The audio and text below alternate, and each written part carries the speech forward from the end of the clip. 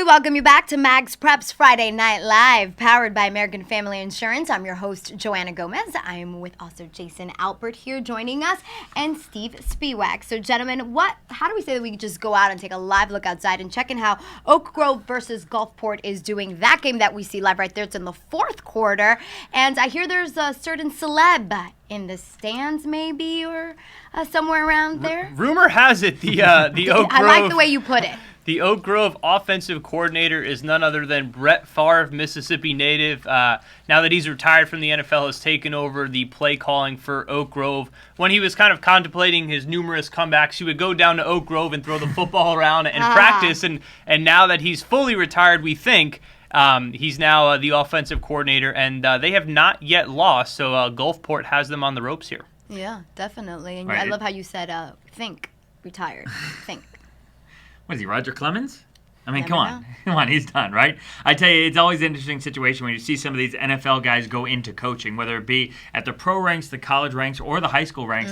It's a different ball game to coach versus play, and I think ultimately it's a matter of, can he adjust a little bit and not expect everyone to be able to do what he does? Well, you hit that nail on the head, Jason. That's what I do. You know, being in the NFL, he was obviously endowed with a tremendous amount of talent, and he's dealing with, 60, 70, 80 teenagers that probably are not nearly as talented. And so the challenge is, not only can he kind of coach them and convey the X's and O's of football, but how does he motivate a group of, again, 60, 70, 80 teenagers? That's kind of the finer points of coaching, motivating and leading teenagers. And if you've only been around professional locker rooms and he's never coached high school football before, that's not an easy transition to make. Yeah, it's definitely a challenge for him. It has to be, right? And no doubt. And as we continue to look in here at this game, though, I tell you, we're not getting a chance to see his offense just yet, but it looks like the Oak Grove defense has just forced Gulfport to punt on 3rd and 5, and that will be 4th down, and we will get a punt, and we will get to see that Oak Grove offense try to take the lead over Gulfport. And this is one of the great things here at Friday Night Live, the fact that we get to check in all those games, some of the best games around in the country, brought to us by Play On Sports Network. Of course, this live feed that you see here right now, where Gulfport is up 20, Oak Grove 19. There we have it. All right, that was a great live look. We're going to go ahead. We can check back in with them in a little bit. But, Jason, you actually had a chance. You have a great story for us. Joey Boza, talk to us about that. Joey Boza at St. Thomas Aquinas right here in Fort Lauderdale. Had a chance to sit down with him a few weeks ago. And one of the questions I asked his coach was simply, what does he do that makes him special? Well, after I asked that question, you'll quickly see that became the crux of the story about Ohio State verbal commitment, Joey Boza. Go. Joey Boza might not like to talk about it, but at 6'4", 275 pounds, when it is this, it's tough not to talk about it. A lot of people ask me about it. One day on the beach I was just messing around and I tried it. There's a little ledge on the sand and I landed it, and then I started going on grass and then just hard ground, and eventually it got perfect. He's the only kid I know that can do backflips and walk on his hands at 6'4", 275. And he's very explosive, and he loves the game of football. I'm trying to ban him because he makes me nervous. I have a heart attack every time he does it. He's a freak. I mean, he's really very athletic. Joey's dad knows a thing or two about what it takes to play on the next level. You see, he's a former first-round draft pick of the Miami Dolphins, and he played his home games right here in the stadium now known as Sun Life Stadium. It's a place where Joey got to take the field for his high school team earlier this season. He's worked so hard, and then his senior year to have his first, game, which is considered a home game, to be in the first field that I stepped out as a professional football player. It's special. It's crazy. So many years ago, same stadium, we played pro ball. I have the chance to play in this awesome stadium. It's crazy. It'll be a memory for all of us for the rest of our lives. Joey says he's a solid verbal commitment to Ohio State University, who will be getting a player as versatile as any prep D lineman in the country. I have the speed and the power both, so I could go down in F3 and play against 320-pound guards and bench them off. or I could speed rush outside and get around the tackles. If he turns out to be as good as projected, Buckeye fans might just jump, well, backflip for joy. In Fort Lauderdale, I'm Jason Alpert for MaxPreps.com. Boza gets double and triple teamed almost on every snap, and I tell you, he's still pretty darn successful. We do want to update you on the Aquinas game going on right now against Don Bosco, a huge game on the national scene. Don Bosco from New Jersey came to Fort Lauderdale, and they are giving St. Thomas everything they can handle right now. Tied 10-10. St. Thomas is driving? St. Thomas is in the red zone. They're threatening. The Don Bosco defense has put in a long day. Again, just great game. Two of the top 5 programs in the country, and it's coming down to the final minutes. Well, we're just going to have to go back real quick to Boza because 275 pounds, flipping like that. Wow. Well, what I'm amazed about, and this has nothing necessarily to do with his size and his weight and everything else, I'm just amazed to learn to do a flip like that. At some point, you have to miss.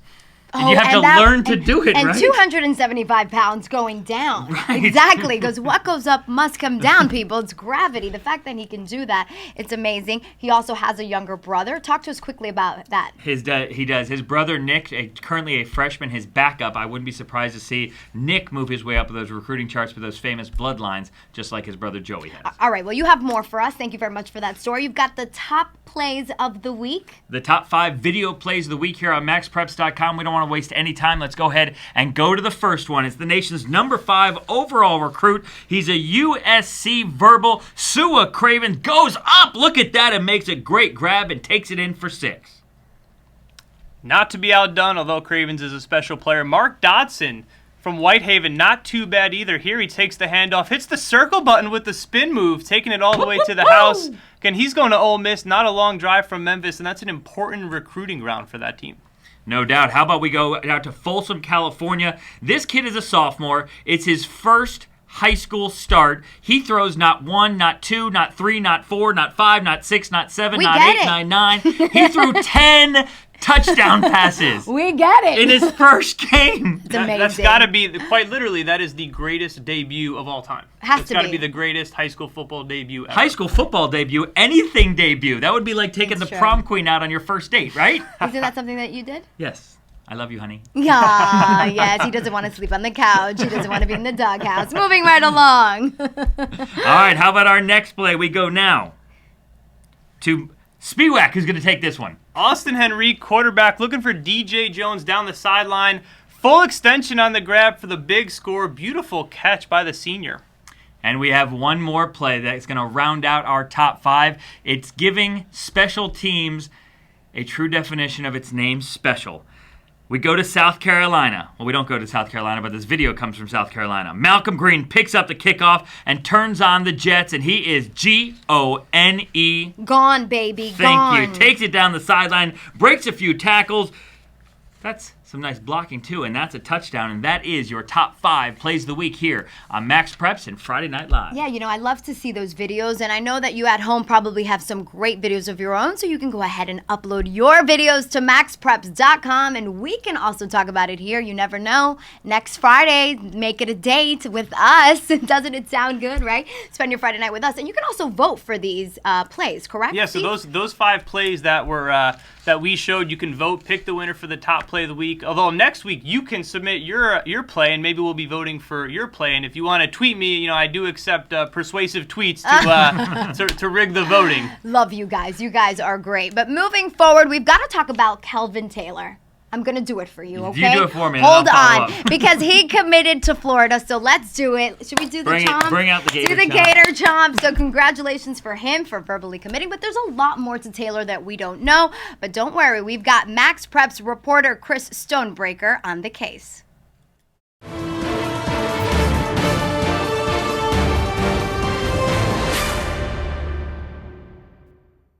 Good day and welcome to The Next Step. I am your host, Chris Stonebreaker. If you saw our most recent Beyond the X feature covering Arkell Newsome of Ansonia High School in Connecticut, then you know that he has a chance at breaking the all-time national career rushing record next season held by Ken Hall of Sugar Land High School in Texas, set in the early 1950s. This season, though, Kelvin Taylor, son of NFL running back Fred Taylor, has a shot at breaking that very same record, and he just so happens to be our featured athlete on the show today. The 5'10", 205-pound running back of the Glades Day Gators in Belle Glade, Florida, has rushed for 7,702 yards in his freshman, sophomore, and junior seasons combined. If you were to take his yardage totals from his 8th grade year, where he was on the varsity squad as well, then he would have a total of 9,707 yards after last week's game that Taylor ran for 313 yards on 28 carries with 3 touchdowns. The National Federation of High School Associations does not recognize stat totals as an 8th grader, so coming into this season, Kelvin needed 3,530 yards to eclipse Mr. Hall's mark. The Florida-bound senior is ranked number 14 overall in the 2013 MaxPreps Top 100 list and hopes to not only follow his father's footsteps to Florida, but also to the league. Kelvin Taylor already unofficially holds the all-time rushing record in Florida if you count his yardage as an 8th grader, but hopefully this year he can rush for that 3,530 yards needed so those stats don't have to come up in the conversation. I am Chris Stonebreaker. This was The Next Step, and thanks for clicking in to MaxPreps.com, America's source for high school sports. That was Chris Stonebreaker reporting for us from MaxPreps.com. Thank you very much, Chris. Very talented. I mean, wow. There's no doubt about it. The numbers he puts up is almost like a video game. And I tell you, Chris mentions that he needs like 3,500 yards to get the all-time rushing record. And what it comes down to with him, I think, is he going to play every quarter of every game? I actually saw Kelvin Taylor play in person a week ago, and his numbers for the game were 193 yards rushing on just 13 carries and 4 touchdowns in the first half alone. Now, I know that you're a little biased because chomp, That Gator thing. chomp, the whole Gator thing, but really extremely talented. And to talk about the type of people that he's overachieved in terms of yardage, better than Emmitt Smith, better than Trent Richardson, better than Chris Rainey. These are major names, and so for him to be the all-time leader in a state like Florida just speaks volumes to what he's been able to do for 5 seasons now. Right, not to mention the fact that his dad just happens to be Fred Taylor of the Gators and one of the top running backs in the history of the NFL, so he's got some great bloodlines too. Just a little side note there. I can see his name in lights. Well, thank you guys very much. We've got more updates. We've got more live looks, so make sure you stay there. You're watching MaxPreps Friday Night Live.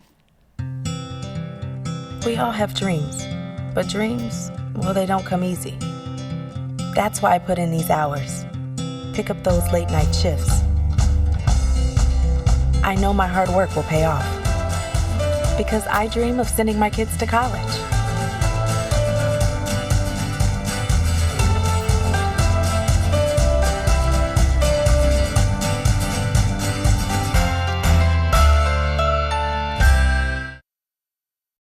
Friday Night Live is coming at you this fall on CBS Sports. From live look-ins to some of the biggest games around the country, to the top plays of the week, to current and former pros as prep stars, and updates on the nation's elite athletes. It's live Friday night action right at your fingertips, whether you're in the bleachers or at home. Friday Night Live is headed your way.